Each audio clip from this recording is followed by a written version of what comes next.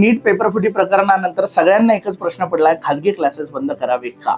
परंतु एक गोष्ट नीट समजून घ्या, खाजगी क्लासेसमुळे या महाराष्ट्राचा आणि या देशाचा निकाल वाढलेला आहे. आणि हे खाजगी क्लासेस आपोआप तयार झाले का? तर मुळीच नाही. शाळेमध्ये, महाविद्यालयांमध्ये प्रॉपर टीचिंग न झाल्यामुळे हे खाजगी क्लासेस उभे राहिले. आता अर्थात खाजगी क्लासेस पैसे घेतात, खाजगी क्लासेसनी बाजार मांडलेला आहे, खाजगी क्लासेस असे तसे वगैरे वगैरे वगैरे ह्या सगळ्या गोष्टी बोलल्या जातील, कारण खाजगी क्लासेस मधला एक संचालक या सगळ्या प्रकरणामध्ये अडकला आणि त्यामुळे सगळ्यांनाच आता एकाच तराजूत मोजण्याचा प्रयत्न होतोय.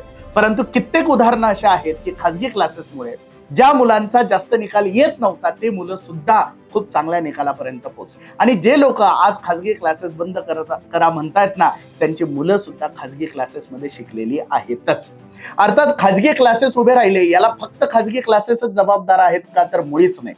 तर आपली शिक्षण व्यवस्था, या शिक्षण व्यवस्थेचे जे काही धिंडवडे काढले गेलेले आहेत मागच्या काही काळामध्ये संस्था चालकांकडून, काही चांगले शिक्षक या सिस्टीम मध्ये आहेत तर त्यांना वेगवेगळे कामं लावले जातात आणि जे लोक नातलग पैसा भरून वगैरे वगैरे लागलेले असतात ते लोक फारसं काम करत नाही. मी सगळ्यांबद्दल बोलत नाहीये, परंतु बऱ्यापैकी सिनॅरिओ असाच आहे. आणि जे बिचारे फार प्रामाणिक, फार चांगले शिक्षक आहेत त्यांना जनगणना करायची, त्यांना SIRचं काम द्यायचंय, त्यांना दारूच्या ठेक्यांवरती उभं करायचंय, इव्हन त्यांना कुत्रे मोजायचं काम सुद्धा करायचंय, त्यांनाच खिचडी पण बनवायची, त्यांना खिचडी वाटायची पण आहे.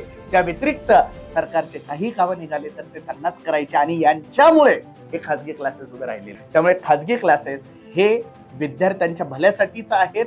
आता अर्थात त्याच्या अर्थकारणातून स्पर्धा निर्माण होऊन जर काही गैरप्रकार झालेले असतील तर असे गैरप्रकार सगळ्याच फील्डमध्ये झालेले आहेत. याचा अर्थ आम्ही समर्थन करतोय असं नाही, परंतु सगळ्याच ठिकाणी असे गैरप्रकार झालेले आहे याचा अर्थ सगळेच नालायक असतात असं मुळीच नाही. त्यामुळे खाजगी क्लासेस बंद करण्याऐवजी खाजगी क्लासेसमध्ये चांगले लोक जे आहेत त्यांच्याकडे जायला सुरुवात करा, म्हणजे हा मिटेल. धन्यवाद.